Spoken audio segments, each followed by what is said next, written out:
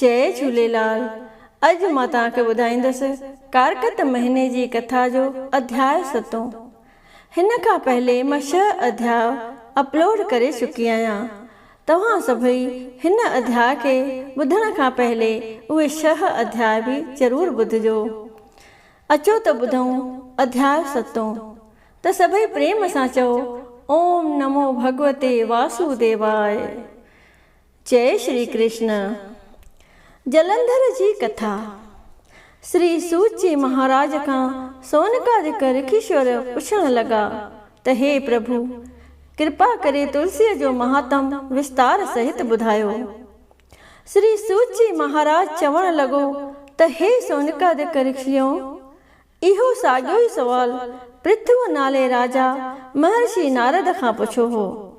जेको उन्हीअ राजा पृथ्वी के प्रसंग ॿुधायो सो उहो मां भी तोखे चवां थो, तू कन लाए ॿुध। महर्षि नारद चवण लॻो त हे राजा, मां तोखे तुलसीअ जो सारो महात्म ॿुधायां थो, जो हिन तरह आहे। प्राचीन समय में हिकु दफ़े राजा इंद्र अप्सराउनि खे पाण सां वठी कैलाश पर्वत ते भगवान शंकर जो दर्शन करण पए वियो। वाट ते भीम करण नाले हिकिड़ो महा तेजवान पुरुष भयंकर रूप वारो गॾुसि। इंद्र उन खां पुछण लॻो त तूं केरु आहीं ऐं हिन वक़्तु शंकर किथे आहे। घणेई दफ़ा उनखे पुछियईं, तॾहिं बि हुन को बि जवाब न ॾिनुसि। तॾहिं इंद्र खे ॾाढो गुस्सो लॻो ऐं कावड़ जी उन जे मारण लाइ वञण वजर उछलायईं। जंहिं करे हुन तेजस्वी पुरुष जे गिचीअ ते कारो निशान थी बीठो।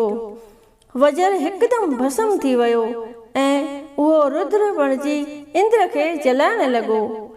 इहो हाल ॾिसी देवताउनि जो गुरु बृहस्पति इंद्र खे प्रणाम कराए तेजस्वी पुरुष खां माफ़ी वठण लाइ उनखे चवण लॻो। तॾहिं इंद्र हथ जोड़े उनजी हिन तरह स्तुति कई। दोहरो। हे देवन जा देव तूं तेज पुरख त्रिपुरार, शंभु रूप अनूप तूं दुष्ट खपाइण हार। भगतन जी रक्षा करे बिदर बचाइण हार, वारो वार तोखे करियां नमस्कार सत्कार। इंद्र जी इहा स्तुति ॿुधी तेजस्वी पुरुष खे रोके महादेव बृहस्पतिअ खे चवण लॻो त हे ब्राह्मण, मां तुंहिंजी स्तुति ॿुधी तमामु घणो प्रसन्न थियो आहियां। घुर जेकी घुरे। गुरु बृहस्पति चवण लॻो त हे नाथ, जेकॾहिं तव्हीं सचपुच प्रसन्न थिया आहियो त हे देवन जा देव इंद्र जी रक्षा करियो ऐं तव्हांजे महाभयानक नेत्रनि सां जा हीअ महाप्रलय काल जी अग्नि निकिरी रही आहे सा शांत थी वञे।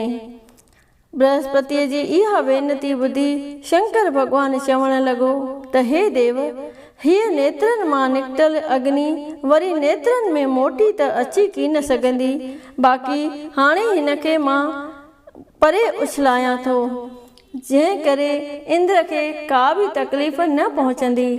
एतिरो चई शिव शंकर अग्निअ खे खणी खारे समुद्र में फिटी कयो। जा पाणीअ जे वहिकड़े में वहंदी वञी पाप नाशनी गंगा जीअ में पई। हुन मां हिकिड़ो सुंदर बालक पैदा थियो ऐं थोरीअ देरि खां पोइ उआं उआं करे रोअण लॻो। हुन जे रोअण जो आवाज़ ॿुधी धरती थर-थर कंबण लॻी। ब्रह्मा जॾहिं इहो दहिको ॿुधो तॾहिं हिकदमि उते हली आयो ऐं बालक खे गोद में खणी चवण लॻो त हीअ बालक कंहिंजो आहे। समुंद्र चवण लॻो त हे ब्रह्मा, गंगा जीअ जे पवित्र जल मां पैदा थियल हीअ मुंहिंजो पुत्र आहे। महर्षि नारद चवण लॻो त हे समुद्र जे एतिरो चवण ते उहो बालक ब्रह्मा जी ॾाढ़ी मरोड़ण लॻो, जंहिं करे ब्रह्मा जे नेत्रनि मां पाणीअ जा लुड़क वहण लॻा। तॾहिं ब्रह्मा समुद्र सागर खे चवण लॻो त हिन जे ॾाढ़ीअ पटण करे जो मुंहिंजो अखियुनि मां जल निकितो आहे, तंहिं करे मां हिन जो नालो जलंधर थो रखां। हीअ वेदनि शास्त्रनि जो विद्वान ऐं शंकर खां सवाइ सॼे संसार में अविनाशी थींदो ऐं जितां पैदा थियो आहे उते ई नास थींदो। एतिरो चई ब्रह्मा शंकराचार्य खे सॾाए जलंधर खे राज तिलक ॾिनो ऐं समुद्र खां मोकिलाए अलोप थी वियो। जलंधर जो विरंदा सां विवाह। कुझु वक़्त खां पोइ जॾहिं जलंधर जवान थियो तॾहिं उन जो विवाह काल नेमीअ जे धीअ विरंदा सां थियो। विरंदा पतीअ खे परमेश्वर ॼाणी राति ॾींहुं हुन जी सेवा पूॼा कंदी हुई। हुन जा चरण धोई उहो चरण अमृत पीअंदी हुई। स्त्री पुरुष जो अधु अंग पाप पुण्य जी हिस्सेदारी आहे।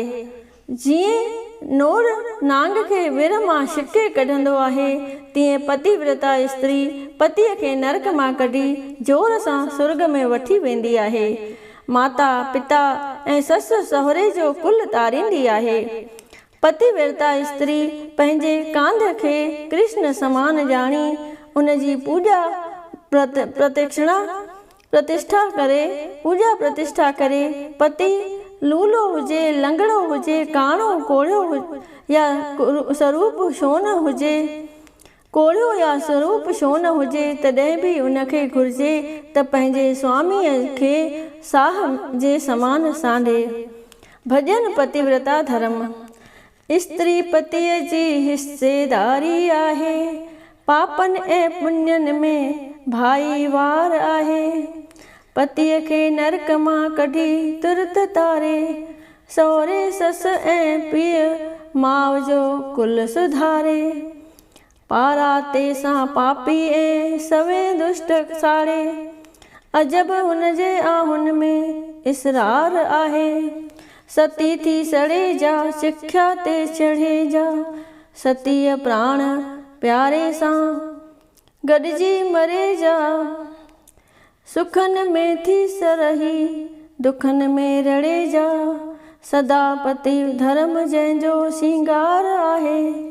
पतिव्रता नारी प्रभुअ खे बि प्यारी, धोई चरण अमृत पिए प्रेम वारी। करे न्याव निर्वृत ॿधी हथ निजारी, हेमा तंहिंजो जग में जय जयकार आहे। पद्म पुराण मां कारकत महात्म जलंधर जे जनम ऐं विरंदा जे विवाह बाबति 7 अध्याय संपूर्ण थियो। सभई चओ लक्ष्मी नारायण भगवान जी जय। श्री कृष्ण भगवान जी जय।